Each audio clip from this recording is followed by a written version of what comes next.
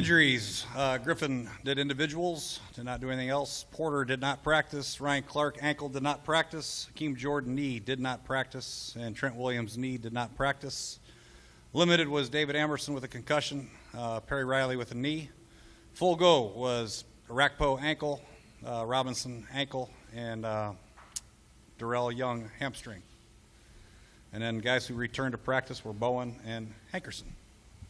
Jay, you said on Monday you're going to take a look at maybe how you do practices and meetings and stuff, and I noticed the practice schedule's different tomorrow. Is that part of that, and is anything else that you're doing Yeah, we differently? changed a little bit around today, and then tomorrow we're going to change the schedule around a little bit, and other than that, it's a matter of preparing the best way we know how for Tennessee, and the preparation as far as watching tape and installing offenses and defense can't change, but maybe the way we practice and change up some periods here and there, like we did today, just give a little freshness to everything and keep moving forward. How do you make sure when you make some of those changes, it doesn't sound like they're grand changes, but you make sure you want to stay consistent with what you're doing without changing too much and maybe deviating from whatever message you want to get across? Yeah, we're not exactly changing the whole scheme of things. I think the big thing is emphasis, what we're going to emphasize, and obviously third down is a major emphasis, both sides of the ball. Creating turnovers is a major emphasis, not turn the ball over. So those things have to be addressed and have to be emphasized, and they should have been emphasized. And if they weren't, then it's a poor job by us. But we'd like to think they were emphasized. We just got to do a better job of making sure everybody on the field knows what down it is. Everybody knows the situation on the field, and take care of business. To follow up on the third downs, Kirk was giving us a self-diagnosis today, and he said sometimes maybe I'm trying to do too little, sometimes I'm trying to do too much, and there's not a specific rhyme or reason if you look at each individual third down. I'm wondering from your last couple of days, is there more of a pattern that you've been able to discern? No, it's a little bit of everything. I've broken down every third down from the last, for the whole season, and the ones that we didn't convert on. Sometimes it's maybe a protection issue. Sometimes it's a route issue. Sometimes it's Kirk coming off the receiver too quickly, not giving the play a chance to develop. Sometimes it's just a poor throw. So it's a combination of things. I wish I could say, hey, it's one thing and we could just do this, then we're okay. But it's a little bit of combination. I think just guys have to understand that on third down, you're going to get the defense's best pass rush. Could be a stunt, could be a whatever it might be. You're going to get their best pass rush and their best coverage. So conversely, we have to challenge them and give them our best pass protection and our best routes and our best throws. And that's the way it's got to be on all third downs for us to be successful, and they haven't been like that so far. First practice back for Robert. Granted, it was just individuals, but can you just kind of give us an update on how he looked and what you saw? Yeah, he just threw to the receivers today, an individual. I mean, he looked fine. He got a little bounce in his step, and that's about it. Nothing new. Everything else is going to be up to the trainers and the doctor. There's nothing I can do as far as rushing them back. They're going to let me know as far as when they will allow him to progress into the team drills. So we're just going to take what Larry and the team doctors tell us, and we'll go from there. But Bowen and Hankerson, it's the first time you've really seen them. What's your impression of that, of how they looked, and you think they're both on track to be activated when they're ready? Yeah, I think they're both on track. They both look good. Obviously, stamina will be an issue. We'll see how they do getting more reps throughout the week, but it's a good first week, first day for both of them. Very impressed with both of them. Hankerson gives you a little bit of a different feel out there. He's a bigger guy. Did a nice job for his first time with knowing what to do, knowing how to line up and running routes for the card team. And, of course, Bowen is a big physical presence inside. So two good players to have back on our roster at this point. Jay, back when in April or May, when Arakpo was given the franchise tag and you guys kind of thought about what you were going to do with him, you said back then that he had to prove it, that he was worth a long-term deal. He's got a half a sack so far. It's going into week 7. Where is he where you thought he would be? Where is he where you projected to be? And I guess the other side of that is how disappointing is it that maybe the numbers aren't as high as he or probably you guys would like? Well, let me start by saying we're disappointed in everything about this season so far. We still have a lot of games left, obviously, but Brian, the whole defense in general, the whole offense, the whole special teams, we're all disappointed in ourselves and each other, and that's just the way it is when you're 1-5. So I don't think there's anybody on defense that's really performing up to par, up to our standards. There's nobody on offense performing up to our standards, and we just have to keep pushing them and making sure that everybody knows that the standards we've set, we're not close yet, obviously, from a coaching staff on down to the players. But Brian's giving great effort, obviously. The production doesn't say it. He's getting some pressure. Some of the sacks don't show up in the stat sheet that he's created some sacks. But I'm sure he's a little frustrated, as we all are with our total production as far as the team's concerned. But we are looking for more from Brian and from everybody else. Coach, there's been a notion, it's been thrown out there that, you know, Robert could be ready for the Monday night game in a couple of weeks. And I know you're not going to, you know, put a finger on that just yet, but you talk to him, you see him. Is there anything that you've seen that makes you believe that might not be a possibility? Are you encouraged with what you saw? I know you talked to him. What are your thoughts on that? I'm encouraged with what I saw, obviously, but like I said before, that's totally up to those doctors and trainers in there as far as his timetable is concerned. I can't project. I can't guess.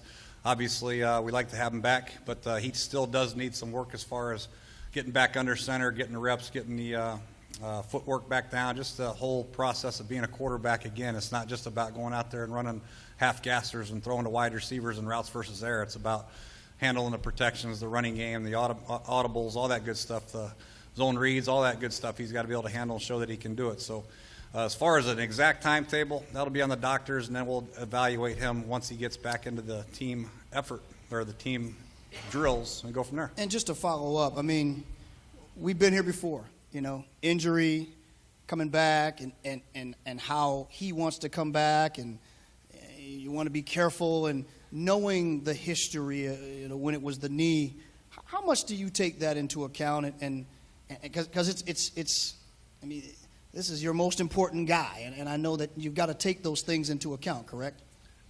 Yeah, there's a fine line between too soon, I guess, is what I'm getting at. Yeah, there's a fine line between rushing too soon and getting your best players on the field when they're healthy. If he feels like he's healthy, then he's going to play.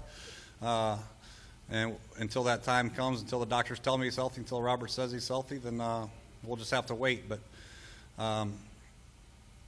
anytime you're a professional football player and you've had an injury and you come back, if you try to be careful and, I don't know if I should lower my shoulder in this tackle, or I don't know if I should run and do the zone read or all that stuff, then you're going to have problems and issues. You won't be as effective. His most effective trait is his versatility, and if he can't play with that type of versatility and running with the football, then he won't be himself. So we got to make sure that he is fully himself before he comes back on the field, because anything less than that, he won't be doing himself any good or the team. The fact that Amerson had his helmet on and was able to do a little bit there in individual drills, does that bode well for him for Sunday? Because a lot of times concussed guys aren't even out there on Wednesday. I think it bodes well, but it's just baby steps for those guys. It's it's just he's going through the typical protocol that they have to go through, and but it's a very positive sign. Let's just say that. And as long as tonight and tomorrow he doesn't have any recurring instances or any headaches or any of that, then we fully expect him that he's got a good chance to be ready. But we'll have to wait and see tomorrow how he's doing. Jay, I think I read. I'm sorry. I like to defer to Liz usually, but I don't think that you've had too much experience with a 1-5 start and things sort of getting out of control this early in the season. How are you dealing with it and helping them deal with keeping the train on the tracks and moving forward here and not getting sort of overwhelmed because the numbers of no teams ever come back from 1-5 to make the playoffs and all those different things? How are you dealing with all of that right now? Well, I just think you have to preach that every day is a great opportunity for everybody to show what they can do and play football, coach football, have a positive outlook moving forward. We just have to take all the things that have happened so far and learn from them, but we got to move on and understand that each day is a new opportunity for us to get better and show why we're here. Play with a great passion for the game that we have and play a lot better. And I know we can play better. We haven't proven that yet, but I still have total faith in this team, this coaching staff, that we will turn this thing around and we will play better. And that's the only way we can coach. We can't just hang our heads and you stink, I stink, everybody stinks. You guys can say that. But around here, we're going to be very positive. And I know that we have a lot of talent in this room, and all the guys want to play hard. And we're going to get the most out of them, I promise you that. Jay, you were very clear and strong in saying that Kirk remains your starter on Monday. Can you elaborate on what you see from him to build on that gives you that confidence rather than the unknown of going yet to your third? Yeah, that's a good question. I think that Kirk's done some good things. Obviously, there's some catastrophic mistakes that have been made by all of us in the fourth quarter, late in games, and a couple very meaningful drives and possessions that we haven't converted on. Third downs, turnovers are very, very a direct reflection on play calling and the quarterback position. Although sometimes both get a little bit blamed too much. Sometimes the protection might be the route, might be blocking by a receiver, so to speak. But it's up to the quarterback to convert these. It's up to us as a team to get these converted and not turn the ball over. So he is facing quite a bit of scrutiny, and obviously if things continue in this downward spiral, then there's always a chance to see Colt. But I think Kirk will play himself out of it. I have total faith that he will, and we're going to coach him like he will, and he'll be ready. But I know Colt will be ready also. I know sometimes it can be a tough sell getting convincing receivers that they need to block. Is that a particularly tough sell with Deshaun? Not a tough sell. I think he wants to block. He just is little. He's just a little son of a gun, man. He looks tough with his visor on, but he's quite the little guy. I think, but it is.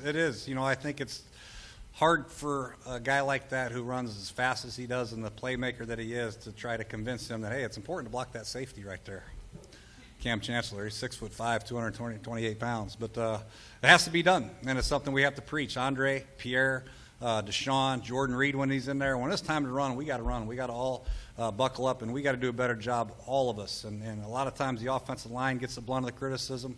But really, when you look at it, the tight ends, the outside guys, aren't doing their part in the running game either. So we got to do a good job of really supporting Alfred and making sure that everybody gets a hat on the hat. Obviously, we can't block everybody. There'll be one or two free guys, and we'll leave those two for Alfred. But the guys we're supposed to block, we got to get on them and stay on them. Jay, going back to Kirk Cousins, in the second half, the numbers for him in most of his starts and games hasn't been all that good compared to the first half. I'm curious if you see a pattern at all with him with that, if it's a matter of a young guy still learning to play in the second half. Is that a tougher adjustment, or is it a guy that you say sometimes just presses too much in those situations? It could be a little bit of both. He's pressing, and it's a lot easier to play in the second half when you're playing with the lead than when you're in a frenzy trying to come back all the time. And we weren't so much in a frenzy last week against Arizona until we got down by 10 with about 4.5 to go. We had to score. We had to throw it almost every down. But against the Giants, we're in a frenzy. We were down. We had to throw it every down. Against Seattle, we were down. We had to throw it quite a bit. So that's not a great position to be in for any quarterback. We got to do a better job of keeping the game close so we can hand the ball off in those situations and not put too much pressure on a young quarterback and tell the whole world, hey, we're dropping back and throwing this. That's not easy. See a guy, what signs would you see if a guy is pressing? Is it the mechanics? Is it like happened the other day, sailing the pass? Yeah, it's the mechanics. You see him in the pocket sometimes. Everything is kind of rushed. Everything's rushed. He feels pressure. He just, he's rushing. He's ready to get the ball out of his hands in a hurry, and sometimes he sails some throws and isn't as accurate as he normally is. That I see him every day, and just not as poised as he should be in a normal situation. You just got to calm down. Everybody's got to calm down and understand the importance of each play, each drive, and maintain good fundamentals in the pocket and deliver strikes, which I know he can do. Jay, I think there's a lot of assumptions that because Kirk hasn't won yet as a starter, what's the plan once Robert gets cleared? I mean, I think the assumptions are that once Robert gets cleared, he'll go back to being the starter. What is the plan? What's the plan once he gets? Well, he's got to get cleared first, and then we'll have a plan. Once the doctors say, Robert, you're healthy, you can go. Once he says he's healthy and he practices with us, and we feel like he's ready to go mentally, and we have a good game plan for him, then he'll be the starter. But until I don't know when that'll be yet. It's hard for me to project. It could be 1 week, 2 weeks, it could be 5 weeks. I don't know yet. He looks good so far. He's making good progress, as we knew he would, the type of worker he is. But making progress in the training room and making progress in the practice field are two entirely different things. And we just got to make sure he's right, both mentally and physically, before he gets back on the field. Jay, to follow up on what John was asking too about Kirk, when he said before in the second half he feels like he's just trying to do too much because he knows the situation. From a mental standpoint, what kind of things can you guys do to make him, he's been in these situations before, especially in college, to kind of calm him down and put him more, I guess, spatially aware? We can probably protect him a little bit with some of the simpler play calls, but really, it's all about just him. You just got to continue to play, and you got to play through it. And I don't know. People expect so much more. They see all these quarterbacks like Phillip Rivers and Peyton Manning and Drew Brees and all these guys have dynamic games and great production, but these guys have been playing for a lot of years. You know, this guy's been starting for 8 games, and he's seeing things that he hasn't seen before. The speed of the game is totally different than what he's used to out here at practice. So all this stuff is just a transition that quarterbacks all go through, and hopefully he learns from his mistakes. He's made a few. He's made some great plays, mind you, also. So moving forward, he just got to have the poise, the same poise that he has early in the games, that he's got to have that times 5 late in the games. So he'll learn from it, and but the only way you learn is going through it. And sometimes, unfortunately, you're going to have some rocky times, and he's had a few, but those are the best ones to learn from. Jay, I know there's probably a lot of reasons why the running game hasn't been as successful, but curious on your thoughts. Has the threat of not having a big-time read option game and a lot of quarterback keeps what Robert does, I guess, better than maybe Kirk, has that hurt in your opinion, or has that not really kind of been a factor? That's hurt a little bit. You know, you get some chunk yardage on those read options here and there. They add to the run totals, but as far as our running schemes are concerned, that we've been running the same schemes around here for a lot of years, and our guys are very good at blocking those schemes. For whatever reason, we just haven't been as successful. Defenses are playing them better. We're not staying on blocks long enough. Sometimes it's the receivers blocking support. Sometimes it's the tight ends at the point of attack. Sometimes it's the center not getting a cutoff. You know, we're just not sticking on blocks and getting up to the next level as fluidly and as cleanly as we have when it's working very well. And it's something we just got to continue to stick with, and I got to do a better job of probably not giving up on it too soon, giving Alfred more cracks at it, and he'll pop a couple more. If you go back to week 1, Jordan gets hurt. Second game, Robert gets hurt. You seem very upbeat. You know, you're staying positive. Is that part of it because you kind of can see now in the next couple of weeks you could have your full arsenal back on your offense and you can really put all these pieces in place? Yeah, it'd be nice to get everybody out there on the field. Same with defense. You know, defense, last week D Hall's out, our first corner. Tracy Porter hasn't played, and of course Amerson. There's our top 3 corners are not playing, and you're starting nose tackles out, and there's a lot of guys. Perry Riley was out. You know, there's no excuses here, but we've had a lot of guys, unfortunately, key players that haven't been part of this process. And when you lose those type of good players, good leaders, you're relying on younger guys to step up and play a little bit sooner than you'd hoped. But now it's time for them. They have to learn from what they're doing, and it's time for them to step up. But when we get the healthy guys back, it'll make it even more exciting because now our depth will be better. We'll have our starters back in place, and obviously all systems go. But we totally expect our young guys to step up and then fill the void for the veterans until they can come back. We just got to do a better job. Thanks, Coach. All right.